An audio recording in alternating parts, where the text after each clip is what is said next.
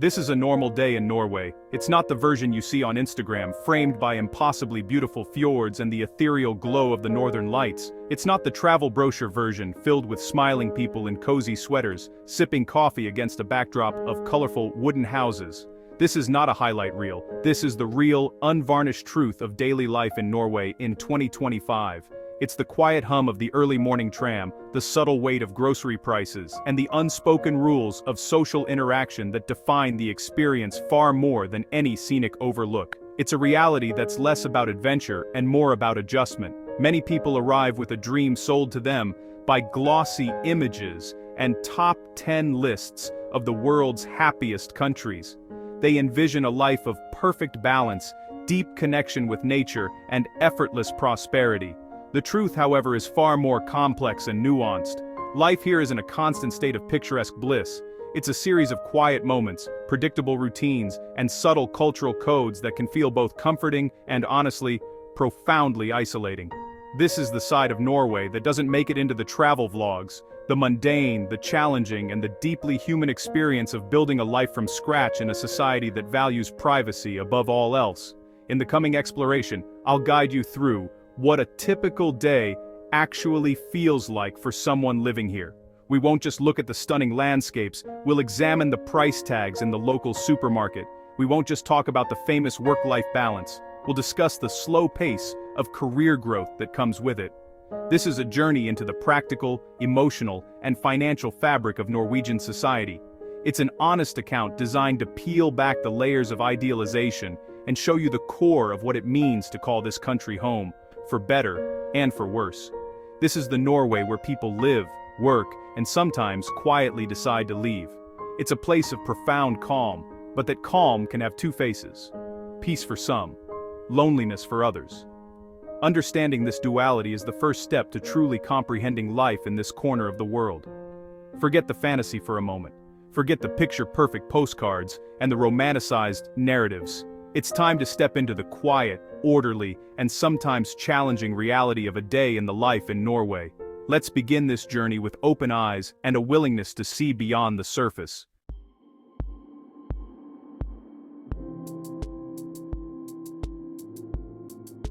If you're considering a move to Norway, this account isn't here to sell you a dream. It's here to give you a dose of reality, a practical toolkit of expectations. My goal is to show you the truth, because the truth is what will ultimately determine whether you thrive here or just survive. We'll move beyond the abstract concepts of high cost of living and reserved culture and dive into the specifics. I'll show you how much things really cost, not just the big-ticket items like rent, but the daily expenses that slowly eat away at your budget and force you to make calculated decisions every single day. We'll explore how people genuinely interact in day-to-day life. You'll see the invisible walls of personal space that are so deeply respected here, and you'll understand why small talk with a stranger is a rare event. This is about the subtle dance of Norwegian social etiquette, where silence is often more comfortable than conversation and privacy is the highest form of respect. This cultural landscape can be a shock for newcomers, who often misinterpret this reserve as unfriendliness. It's not unfriendly, it's just private, and that distinction is one of the most important lessons for anyone hoping to build a life here.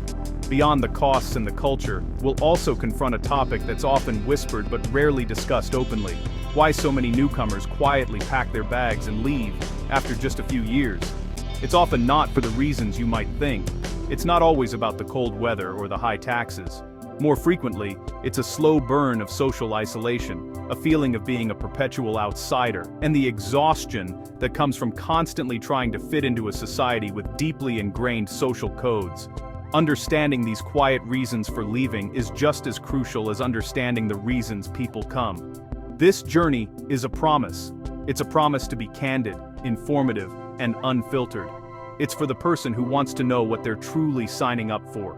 We'll look at the good, the bad, and everything in between. From the celebrated work-life balance that allows you to leave the office at 4 o'clock to the quiet weekends that can feel achingly long if you haven't yet found your circle.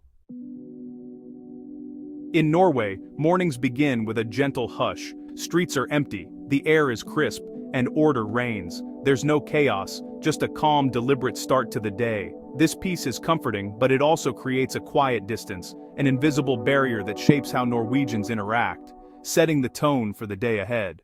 In Norway, the morning commute is a quiet ritual. People board trams and buses in silence, always choosing the window seat, leaving space between strangers. There's little conversation, just the soft rustle of newspapers and the hum of headphones. It's not unfriendliness, but deep respect for personal space.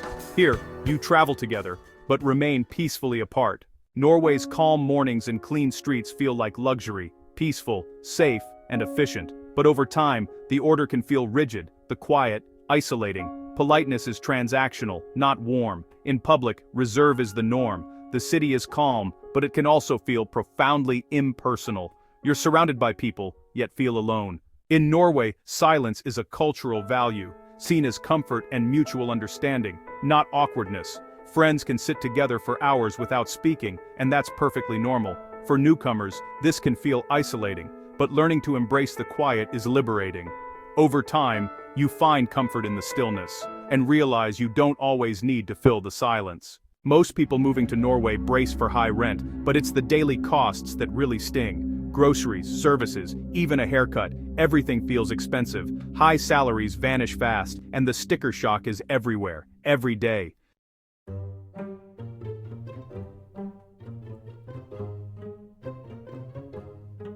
Grocery shopping in Norway is not a casual errand, it is a strategic mission. You quickly learn that survival depends on mastering the art of the supermarket. This means, well, familiarizing yourself with the different chains, Rema 1000, Kiwi and Extra for budget-friendly basics, and Many or Coop Mega for a wider selection at a higher price. You learn to recognize the logos of the store's own brands, like First Price or Extra, which offer no-frills products at a fraction of the cost of their branded counterparts. Your shopping basket becomes a carefully curated collection of these budget items, a testament to your newfound frugality.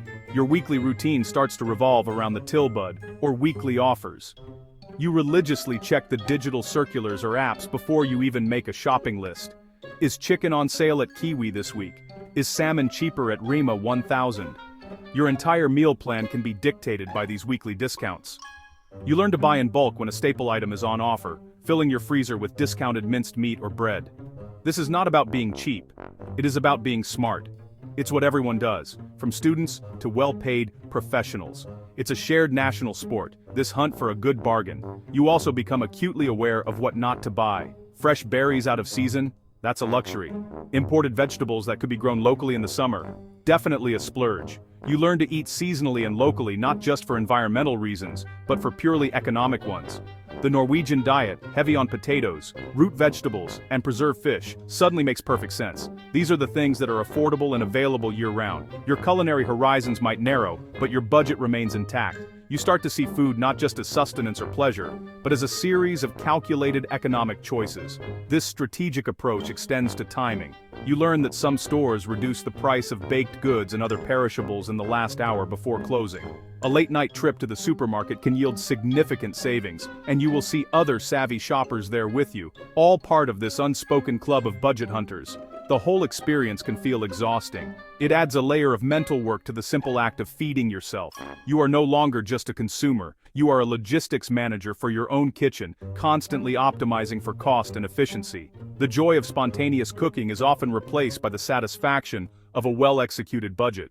In Norway, grabbing a coffee or lunch with friends isn't cheap. Think $7 for a cappuccino, $20 for a sandwich. So, people bring coffee from home, and socializing shifts to cozy home dinners instead of spontaneous cafe meetups. Eating out becomes a special occasion, not an everyday habit. In Norway, every decision, bus fare, a sweater, a beer, means mental math. The high cost of living makes you cautious, always calculating, even with a good salary. It's exhausting and can make you feel like an outsider. To thrive, you must accept this new normal, though it's a long journey.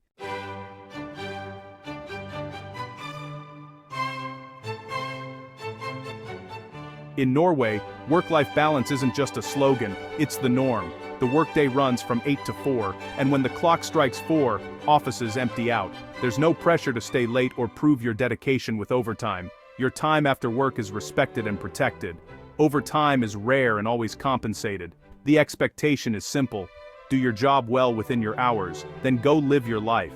This trust-based system means you're refreshed for the next day, not burned out.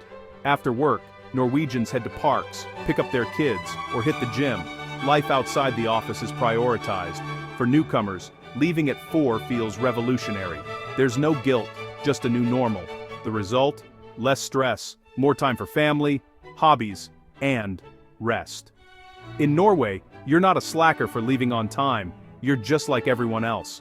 This is one of the country's greatest strengths, drawing people from all over the world. The Norwegian model proves that a balanced life is possible and worth striving for.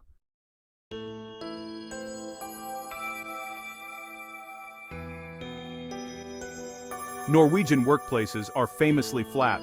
Your boss is more like a senior teammate than a distant authority. Everyone, even the CEO, is addressed by first name. This breaks down barriers and builds mutual respect. Decision-making is collaborative. Your ideas matter and you're expected to speak up and contribute. Autonomy is the norm. Micromanagement is rare. You're trusted to manage your own work. For newcomers, this can be a shock. If you're used to strict hierarchies, you'll need to adjust. Passivity is seen as disengagement. Here, you're expected to participate and challenge ideas respectfully. The benefits? Open communication, less office politics, and a relaxed atmosphere. Mistakes are admitted, help is offered, and innovation is encouraged. Success is a team effort, not a power game. In Norway, the focus is on the work, not on navigating office hierarchies.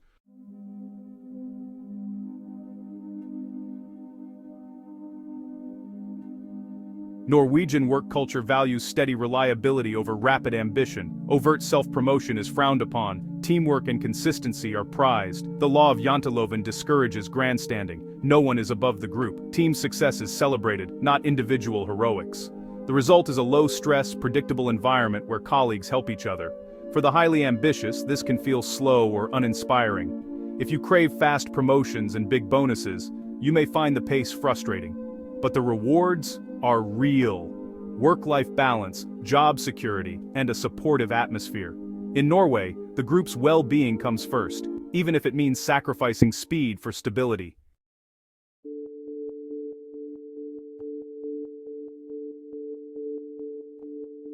The flip side of Norway's work-life balance is slow career progression. Flat hierarchies mean fewer promotions and long tenures in the same role. Advancement is subtle, often tied to seniority, and can take years. Ambitious newcomers may feel stuck or underutilized. Individual achievements are rarely singled out. Team wins are the norm. Feedback and recognition are subdued and infrequent. You must find motivation in doing good work, not in rapid promotions or public praise. The trade-off: stability and low stress in exchange for a slower climb. For some, it's a fair deal. For others, it's a professional sacrifice.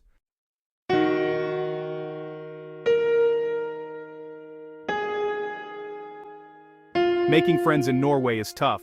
Social circles are small, tight, and rarely open to newcomers. Most Norwegians form their core friendships early in life, and these bonds rarely expand. It's not about being unfriendly, their social needs are simply met. Work relationships often stay professional. Being colleagues doesn't mean being friends. Casual invitations usually go nowhere. Social plans are specific and scheduled. To connect, you must be direct. Want to hike Saturday at 11?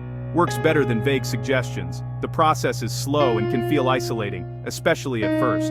Friendships take months or years to form, but when they do, they're deep and lasting. Many newcomers build their social world with other internationals, facing the same challenge.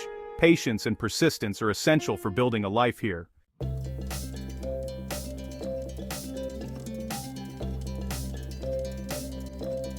Spontaneity is rare in Norway. Social life is planned weeks in advance. Calendars fill up fast with family, hobbies, and pre-scheduled events. Last-minute invitations are unusual and often impossible. Everything from birthday parties to cabin trips is organized far ahead. For newcomers, this can feel rigid and impersonal. Friendship becomes another appointment. Building connections is slow. The initial spark can fade before plans materialize. Adapting means becoming a planner yourself, thinking weeks ahead. Joining clubs or organized activities is the best way to meet people. They offer regular, scheduled contact. Structured environments help bypass the need for spontaneous socializing. In Norway, predictability rules, even in friendship. Norwegian weekends can feel profoundly quiet, especially for newcomers. As locals retreat to family, cabins, or cozy rituals like fredagskos, outsiders may feel isolated. Nightlife is expensive, so many turn to nature, hiking, skiing, kayaking for solace. Learning to enjoy your own company becomes essential for navigating these tranquil, sometimes lonely, evenings.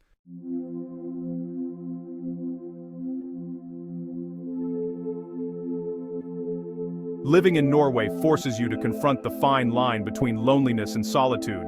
Loneliness is a painful, involuntary state of social isolation. It is the feeling of wanting connection, but being unable to find it. Solitude, on the other hand, is a chosen state of being alone. It is peaceful, reflective, and restorative. In the beginning, most newcomers experience loneliness. The quiet streets, the closed social circles, and the silent weekends all contribute to a feeling of being disconnected and unwanted. It is a heavy emotional burden that can overshadow all the positive aspects of life in Norway. The journey to a happy life here often involves learning how to transform that loneliness into a comfortable solitude. This is a mental and emotional shift. It means reframing your situation. Instead of seeing a quiet weekend as a sign of social failure, you begin to see it as an opportunity to read a book, to go for a long walk in the forest, to learn a new skill, or to simply rest and recharge without any social obligations.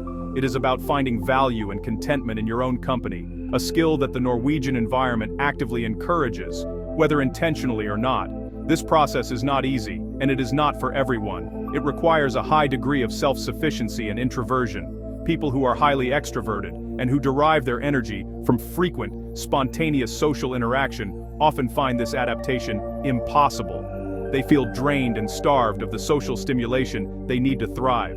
This fundamental mismatch of personality and environment is one of the biggest yet least discussed reasons why people choose to leave Norway. It is not that Norway is bad, it is just that it is a bad fit for their social needs. They come seeking community and find a culture that champions a quiet, self-contained individualism. Ultimately, the quiet struggle of social life in Norway is a deeply personal one. Those who succeed are the ones who manage to build a small but meaningful circle of friends, often a mix of other internationals and the few Norwegians who are open to new connections. They also learn to embrace solitude, finding a balance between their planned social activities and their quiet time alone. They accept that friendship in Norway is a slow-growing plant that requires patience and care.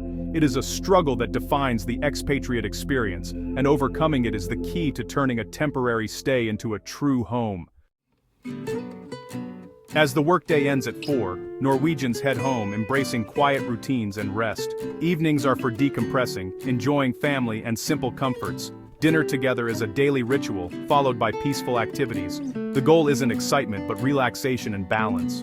In Norway, home is a sanctuary, and routine is cherished. Norwegian nightlife is expensive and subdued, shaped by high alcohol taxes and limited options. Most socializing happens at home pre-parties, with bars filling late and closing early. For some, this means safety and meaningful connections. For others, it feels quiet and restrictive, a trade-off between calm and excitement.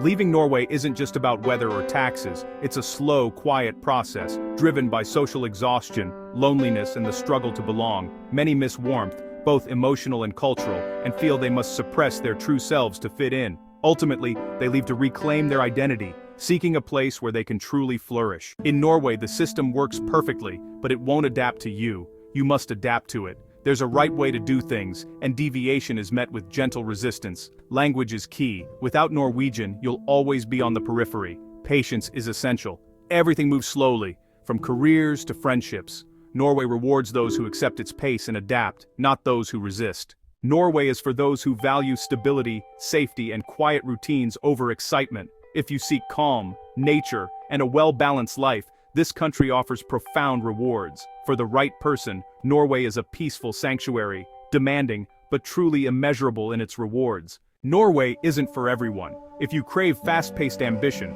constant social buzz, or a low-cost lifestyle, you may struggle here. The quiet, reserved culture and high cost of living require adjustment. The happiest expats adapt their expectations, embracing Norway's peace, nature, and balance.